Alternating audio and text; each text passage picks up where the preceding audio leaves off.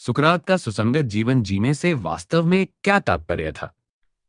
यूनानी दार्शनिक सुकरात के अनुसार हमें यह नहीं सोचना चाहिए कि सबसे महत्वपूर्ण बात जीवन जीना है, बल्कि एक सुसंगत तरीके से जीवन जीना महत्वपूर्ण है।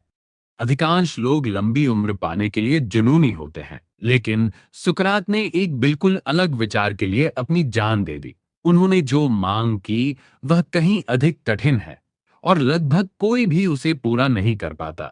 सुकरात ने किसी व्यक्ति के जीवन को उसकी उम्र, उसकी संपत्ति या सामाजिक स्टेटस के आधार पर मूल्यांकन करने से इनकार कर दिया।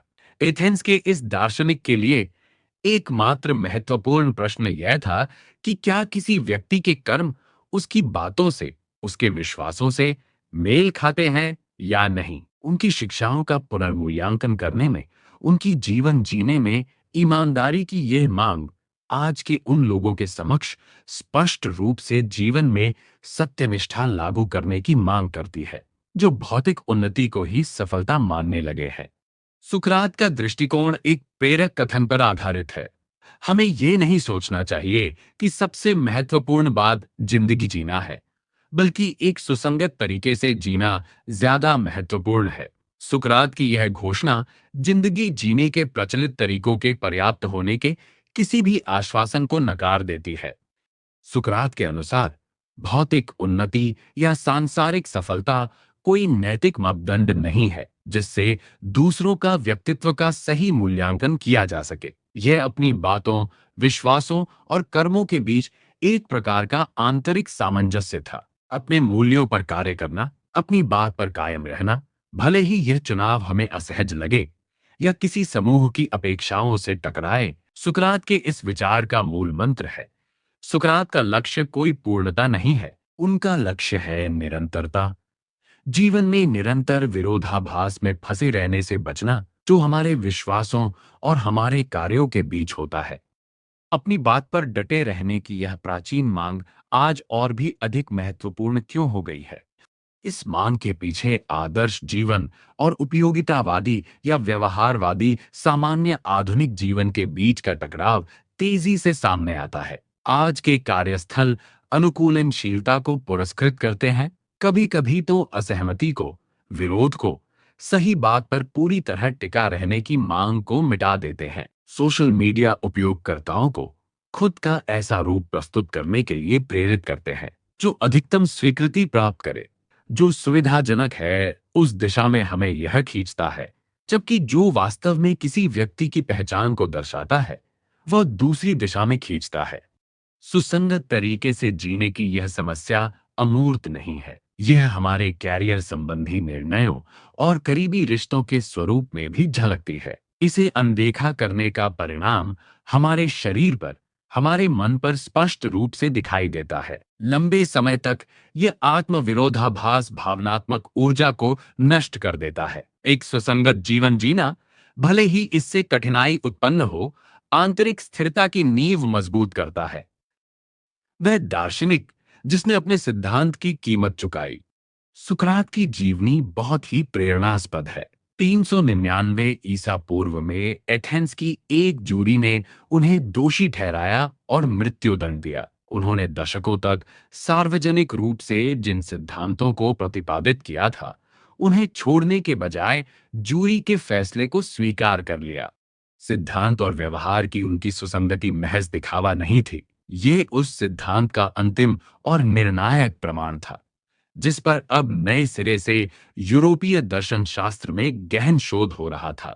ये कोई साधारण कथन नहीं था, ये उस जीवन का मूल सिद्धांत था जिसका अंत उन्होंने स्वेच्छा से उस सिद्धांत की रक्षा में किया। उस प्रतिबद्धता के लिए कठोरता आवश्यक नहीं है। हमारी बातों में और हमारे कर्मों में सामंजस्य एक सतत प्रक्रिया है, कोई अंतिम अवस्था नहीं। लोग अपनी समझ को बदलते रहते हैं, परिस्थितियां बदलती रहती हैं, लेकिन ध्यान रखें कि सुकरात का यह आह्वान व्यक्तिगत विकास का विरोध करना नहीं है। व्यवहारिक रूप से सुसंगत जीवन जीने की क्या अपेक्षाएं हैं? ये सिद्धांत हमारे छोटे छोटे दैनिक निर्णयों में प्रकट होता है। ईमानदारी से बोलना, सबकी गरिमा बनाए रखना और साथ ही सबका सम्मान बनाए रखना। इसका एक उदाहरण है, केवल दूसरों की स्वीकृति पाने के लिए कार्य नहीं करना है। आत्मबोध से प्राप्त मूल्यों के अनुसार कार्य करना सबसे सुलभ अभ्यास है। यह समय समय पर आत्म मूल्यांकन करना हो सकता है, यह जांचना कि वर्तमान कार्य वास्तव में वही दर्शाते हैं जो सिद्धांत या जो मूल्य हम मानते हैं। इस अभ्यास से हमारी एक सुखद अनुभूति जुड़ी होती है, जिसका कारण सीधा सादा है। जो व्यक्ति बाहरी मांगों को पूरा करने के लिए अपनी व्यक्तिगत मूल्यों को बार बार दबाता है, वह एक विशिष्ट प्रकार की मनोवैज्ञानिक थकान का शिकार हो जाता है या दोहरे व्यक्तित्व मनोरोग ड्यूअल पर्सनालिटी डिसऑर्डर का शिकार हो जाता है। इस प्रवृत्ति को धीरे धीरे उलटने से आत्मनियंत्रण की भावना पुनः प्राप्त होती है। इसका उद्देश्य जिम्मेदारियों से पल्ला झाड़ना नहीं है, बल्कि आंतरिक दृढ़ विश्वास और बाहरी व्यवहार के बीच के दैनिक अंतर को कम करके सिद्धांत और कर्म में एक रूपता स्थापित करना है। सुकरात ने कभी यह वादा नहीं किया कि सुसंगति से जीवन आसान हो जाएगा।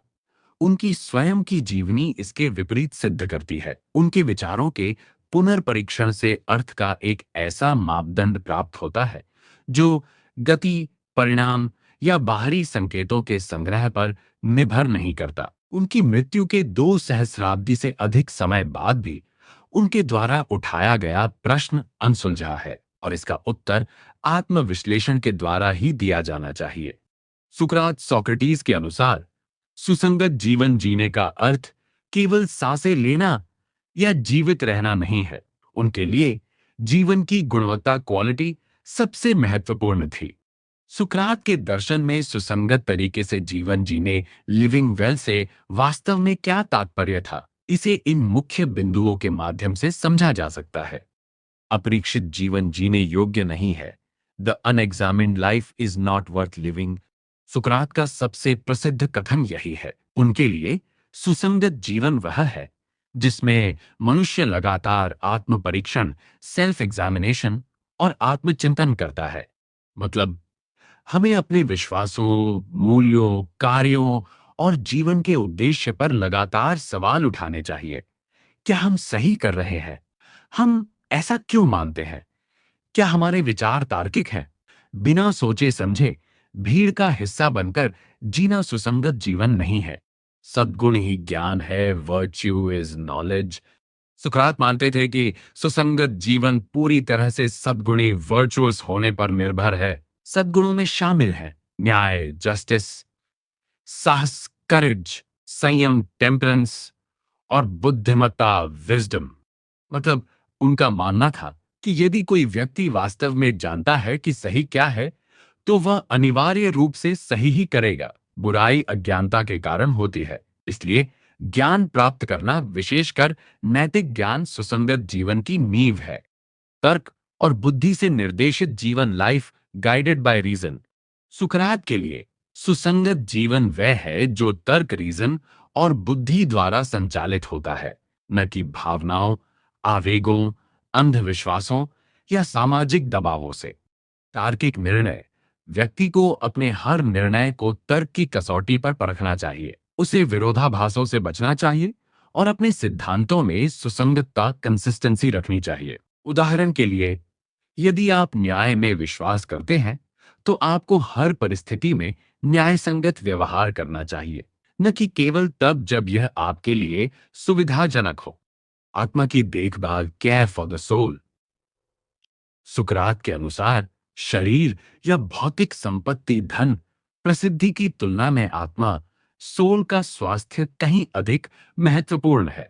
आंतरिक सद्भाव, एक सुसंगत जीवन वह है जहां व्यक्ति की आत्मा शांत, संतुलित और सद्गुणी होती है। अन्यायपूर्ण कार्य करने से व्यक्ति अपनी आत्मा को नुकसान पहुंचाता है, भले ही उसे उसे बाहरी तौर पर लाभ मिले। बाहरी परिस्थितियों के प्रति स्वतंत्रता।